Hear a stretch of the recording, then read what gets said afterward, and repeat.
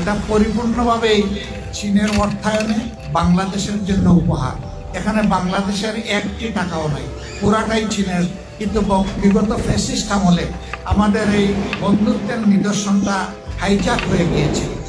আমি এই জন্য ধন্যবাদ জানাই আন্তরিকভাবে প্রিয় বন্ধু চায়নার সম্মানিত রাষ্ট্রদূত ইয়াও বেনকে। আসসালামু আলাইকুম, আশা করি সবাই ভালো আছেন।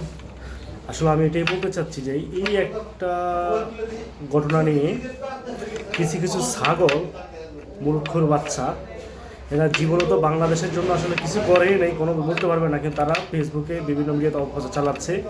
এটা নাকি ডাক্তার শফিকুর রহমান নিজের অর্থায়নে প্রদান করছে। দেখেন মূর্খর বাচ্চারা, আসলে গালি দিতে ইচ্ছে করে, দিলাম না। জীবনে তোরা বাংলাদেশের জন্য কিছু করছিস কিনা আমার জানা নাই, কিন্তু তোরা পারো শুধু বাংলাদেশে বদনাম করার জন্য। আমার কথা সে যেই দেখ, বাংলাদেশের মানুষ পাইছে, এটা হইলো সবচেয়ে বড় একটা বিষয়।